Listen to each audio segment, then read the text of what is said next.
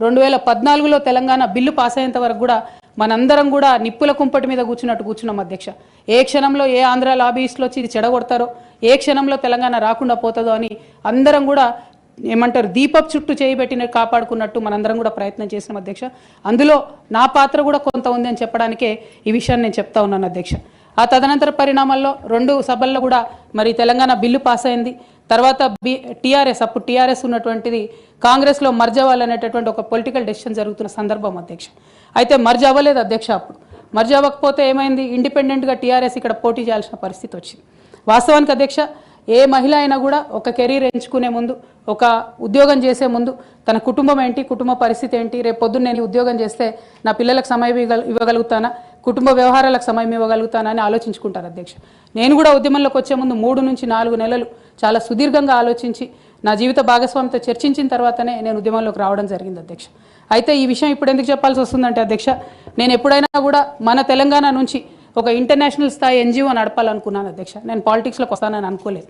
కాకపోతే 2013-14లో ఎప్పుడైతే ఈ పరిణామాలు జరిగినాయో, టీఆర్ఎస్ పార్టీ ఒంటరిగా పోటీ చేయాల్సి వచ్చిందో అధ్యక్ష, ఆనాడు నాకు పార్టీ నుంచి వచ్చినటువంటి రిక్వెస్ట్ ఏంటంటే, నువ్వు నిజామాబాద్లో చేసినటువంటి పనికి నిన్ను నిజామాబాద్లో దాదాపుగా ఇంటింటికి గుర్తుపడతారు కాబట్టి నువ్వు ఎంపీ టికెట్ తీసుకొని అక్కడ ఉంటే అందరు ఎమ్మెల్యేలు మనం గెలిచేటటువంటి ఆస్కారం ఉంటుంది కాబట్టి నువ్వు ఇక్కడ పోటీ చేయాలని ఆనాడు టీఆర్ఎస్ పార్టీ నాకు పిలిచి పార్లమెంట్ టికెట్ ఇచ్చింది అధ్యక్ష.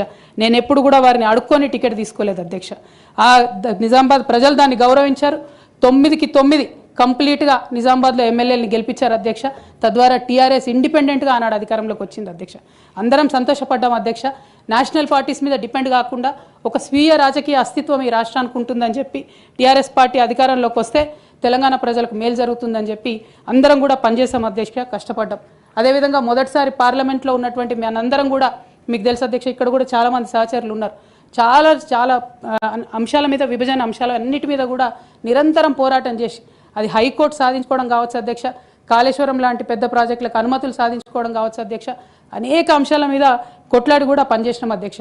అంటే ఈ అంశాలు చెప్పడంలో ఉద్దేశం ఏంటంటే అధ్యక్ష, కేవలం పదవులు కావాలి రాజకీయం కోసమే టీఆర్ఎస్ పార్టీలోకి నేను వెళ్ళలేదు అధ్యక్ష. ఆనాడు టీఆర్ఎస్ పార్టీకి అవసరం, తెలంగాణ ప్రజలకు అవసరం అని చెప్పినారు కాబట్టి వెళ్ళిన అధ్యక్ష.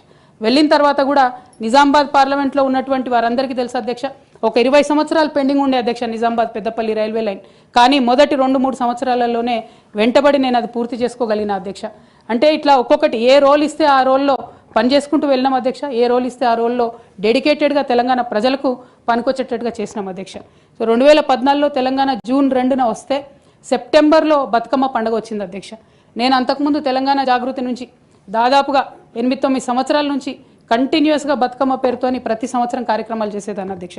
2014లో వచ్చినటువంటి బతుకమ్మ, తెలంగాణ రాష్ట్రం ఏర్పడ్డ తర్వాత వచ్చినటువంటి మొదటి బతుకమ్మ నుండే నా మీద రిస్ట్రిక్షన్స్ ప్రారంభమైనాయి అధ్యక్ష. పొలిటికల్ పార్టీలో ఒక వ్యక్తిని స్వేచ్ఛను ఎట్లా హరిస్తారని చెప్పడానికే ఎగ్జాంపుల్ చెప్తా ఉన్నాను అధ్యక్ష. ఇక్కడ పర్సనల్ ఇష్యూస్ మాట్లాడకుండా నేను రూల్ పొజిషనే కోట్ చేసి మాట్లాడతాను అధ్యక్ష. Section 29A of representation of people's act ఉంటుంది అధ్యక్ష. It is a statutory obligation for political parties to follow democratic norms. అంటే ఒక వ్యక్తి ఒక పార్టీలో చేరాడంటే ఆ వ్యక్తి యొక్క భావజాలాన్ని కానీ, ఆ వ్యక్తి యొక్క భావ ప్రకటన స్వేచ్ఛను కానీ ఆ పొలిటికల్ పార్టీస్ హరించడానికి లేదు అధ్యక్ష. నేను గత 8 సంవత్సరాలుగా ఇండిపెండెంట్గా ఒక వ్యక్తిగా సంస్థను నడుపుతూ చేస్తున్నటువంటి ప్రయత్నాలని అడ్డుకట్ట వేయడానికి మొదటి రోజు నుంచే ప్రయత్నం జరిగింది అధ్యక్ష.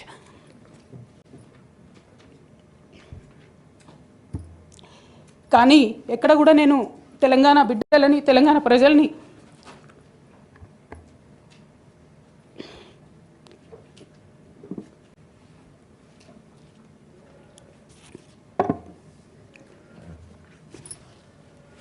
వాళ్ళను డిసప్పాయింట్ చేయదు కాబట్టి నవ్వుతూ పనిచేస్తూ వెళ్ళిపోయిన అధ్యక్ష. ఇప్పుడు నా దగ్గరికి ఎప్పుడు పెద్దవాళ్ళు, పైరవికారులు, కాంట్రాక్టర్లు ఎవరు రాలేదు అధ్యక్ష. నేను ఎప్పుడు కూడా పేద ప్రజల మధ్యలోనే ఉండి పనిచేస్తున్నాను అధ్యక్ష.